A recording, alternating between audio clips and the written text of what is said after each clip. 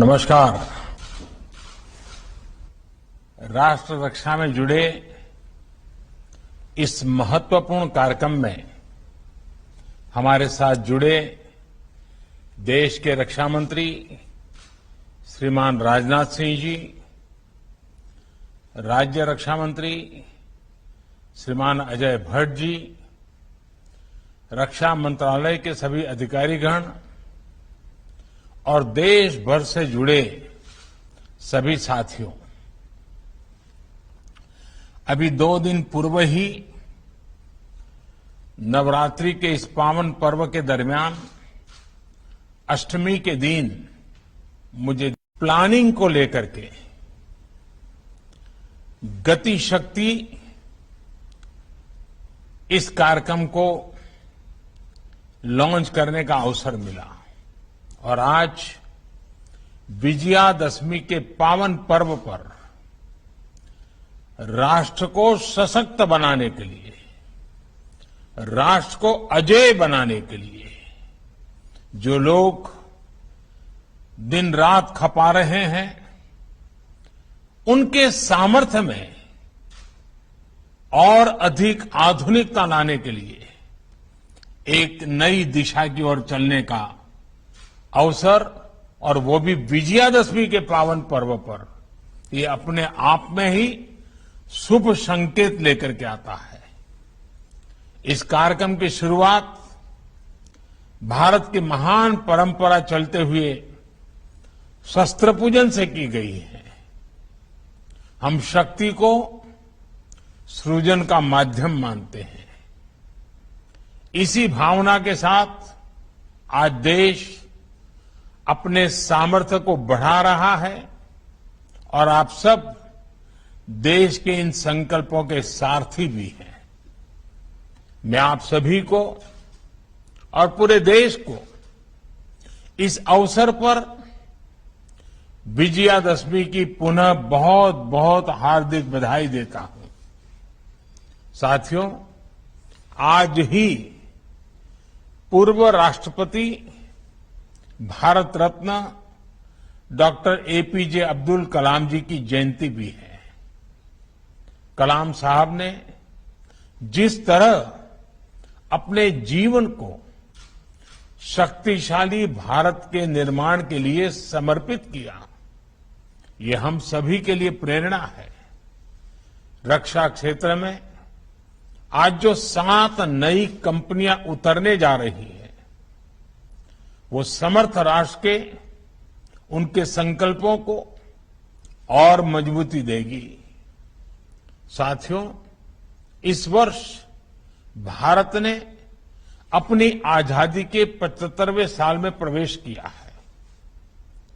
आजादी के इस अमृत काल में देश एक नए भविष्य के निर्माण के लिए नए संकल्प ले रहा है और जो काम दशकों से अटके थे, उन्हें पूरा भी कर रहा है। 41 ऑर्डिनेंस फैक्ट्रीज को नए स्वरूप में किए जाने का निर्णय, 7 नई कंपनियों की ये शुरुआत देश की इसी संकल्प यात्रा का हिस्सा है। ये निर्णय पिछले 15-20 साल से लटका हुआ था। मुझे पूरा भरोसा है कि ये सभी 7 कंपनियां आने वाले समय में भारत की सैन्य ताकत का एक बहुत बड़ा आधार बनेगी। साथियों, हमारी ऑर्डिनेंस फैक्ट्रीज कभी दुनिया की शक्तिशाली संस्थाओं में गिनी जाती थी। इन फैक्ट्रीज के पास 100-150 साल से भी ज्यादा का अनुभव है। विश्व युद्ध के समय भारत की ऑर्डिनेंस फैक्ट्रीज का दमखम दुनिया ने देखा है। हमारे पास बेहतर संसाधन होते थे, वर्ल्ड क्लास स्किल होता था। आजादी के बाद हमें जरूरत थी इन फैक्ट्रीज को अपग्रेड करने की, न्यू एज टेक्नोलॉजी को अपनाने की, लेकिन इस पर बहुत ध्यान नहीं दिया गया। समय के साथ भारत अपनी सामरिक जरूरतों के लिए विदेशों पर निर्भर होता गया। इस स्थिति में परिवर्तन लाने में ये नई 7 डिफेंस कंपनियां बहुत बड़ी भूमिका निभाएगी। साथियों, आत्मनिर्भर भारत अभियान के तहत देश का लक्ष्य भारत को अपने दम पर दुनिया की बड़ी सैन्य ताकत बनाने का है। भारत में आधुनिक सैन्य इंडस्ट्री के विकास का है। पिछले 7 वर्षों में देश ने मेक इन इंडिया के मंत्र के साथ अपने इस संकल्प को आगे बढ़ाने का काम किया है। आज देश के डिफेंस सेक्टर में जितनी ट्रांसपेरेंसी है, ट्रस्ट है और टेक्नोलॉजी ड्रिवन अप्रोच है, उतनी पहले कभी नहीं थी। आजादी के बाद पहली बार हमारे डिफेंस सेक्टर में इतने बड़े रिफॉर्म्स हो रहे हैं। अटकाने लटकाने वाली नीतियों की जगह सिंगल विंडो सिस्टम की व्यवस्था की गई है। इससे हमारे इंडस्ट्रीज का कॉन्फिडेंस बढ़ा है। हमारी अपनी भारत की कंपनियों ने डिफेंस इंडस्ट्री में भी अपने लिए संभावनाएं तलाशना शुरू किया है और अब प्राइवेट सेक्टर और सरकार साथ मिलकर राष्ट्र रक्षा के मिशन में आगे बढ़ रहे हैं। यूपी और तमिलनाडु के डिफेंस कॉरिडोर्स का उदाहरण हमारे सामने है। इतने कम समय में बड़ी बड़ी कंपनियों ने मेक इन इंडिया में अपनी रुचि दिखाई है। इससे देश में युवाओं के लिए नए अवसर भी तैयार हो रहे हैं और सप्लाई चेन के रूप में कई एमएसएमईज के लिए नई संभावनाएं बन रही है।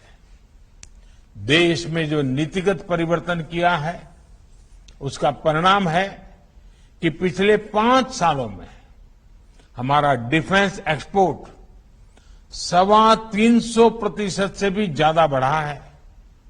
साथियों, कुछ समय पहले ही रक्षा मंत्रालय ने ऐसे 100 से ज्यादा सामरिक उपकरणों की लिस्ट जारी की थी जिन्हें अब बाहर से आयात नहीं किया जाएगा। इन नई कंपनियों के लिए भी देश ने अभी से ही 65,000 करोड़ रुपए के ऑर्डर्स प्लेस किए हैं। ये हमारी डिफेंस इंडस्ट्री में देश के विश्वास को दिखाता है। बढ़ता हुआ विश्वास नजर आ रहा है। एक कंपनी एम्यूनिशन और एक्सप्लोजिव की जरूरतों को पूरा करेगी तो दूसरी कंपनी आर्मी व्हीकल्स मैन्युफैक्चर करेगी। इसी तरह एडवांस वेपन्स और इक्विपमेंट हो, ट्रूप्स कंफर्ट आइटम हो, ऑप्टिकल इलेक्ट्रॉनिक्स हो या पैराशूट, हमारा लक्ष्य है कि भारत की एक एक कंपनी न केवल इन क्षेत्रों में एक्सपर्टाइज हासिल करे बल्कि एक ग्लोबल ब्रांड भी बने।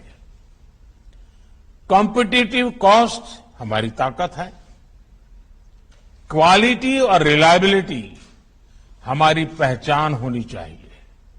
साथियों, मुझे विश्वास है कि इस नई व्यवस्था से हमारे यहां ऑर्डिनेंस फैक्ट्रीज में जो टैलेंट है, जो कुछ नया करना चाहते हैं, उन्हें अपनी प्रतिभा दिखाने के लिए पूरी स्वतंत्रता मिलेगी।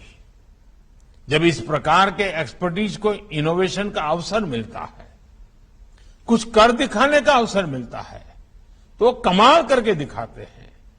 आप अपने एक्सपर्टीज से जो प्रोडक्ट बनाकर दिखाएंगे वो भारत के डिफेंस सेक्टर की क्षमता तो बढ़ाएंगे ही, आजादी के बाद जो एक गैप आ गया था उसे भी दूर करेंगे। साथियों, 21वीं सदी में कोई देश हो या कोई कंपनी, उसकी ग्रोथ और ब्रांड वैल्यू उसके रिसर्च और इनोवेशन से तय होती है। सॉफ्टवेयर से लेकर स्पेस सेक्टर तक भारत की ग्रोथ, भारत की नई पहचान इसका सबसे बड़ा उदाहरण है। इसलिए मेरा सभी 7 कंपनियों से भी विशेष आग्रह है कि रिसर्च और इनोवेशन आपके वर्क कल्चर का हिस्सा होना चाहिए, उसको प्राथमिकता मिलनी चाहिए। आपको केवल दुनिया की बड़ी कंपनियों की बराबरी ही नहीं करनी है, बल्कि फ्यूचर टेक्नोलॉजी में लीड भी लेनी है। इसलिए ये जरूरी है कि आप नया सोचें, रिसर्च ओरिएंटेड युवाओं को ज्यादा से ज्यादा मौका दें, उन्हें सोचने की पूरी छूट दें। मैं देश के स्टार्टअप से भी कहूंगा, इन 7 कंपनियों के जरिए आज देश ने जो नई शुरुआत की है, आप भी इसका हिस्सा बनिए। आपकी रिसर्च, आपके प्रोडक्ट्स कैसे इन कंपनियों के साथ मिलकर एक दूसरे की क्षमताओं से लाभान्वित हो सकते हैं, इस ओर आपको सोचना चाहिए। साथियों, सरकार ने सभी कंपनियों को एक बेहतर प्रोडक्शन एनवायरनमेंट देने के साथ साथ पूरी फंक्शनल ऑटोनॉमी भी दी है। इसके साथ ही ये भी सुनिश्चित किया गया है इन फैक्ट्रीज के कर्मचारियों के हित पूरी तरह से सुरक्षित रहें। मुझे पूरा भरोसा है कि देश को आपकी एक्सपर्टाइज का बहुत लाभ होगा और हम सब मिलकर आत्मनिर्भर भारत के अपने संकल्प को पूरा करेंगे। इसी भावना के साथ फिर एक बार आप सबको विजयादशमी की बहुत बहुत शुभकामनाएं। आप सभी का बहुत बहुत धन्यवाद।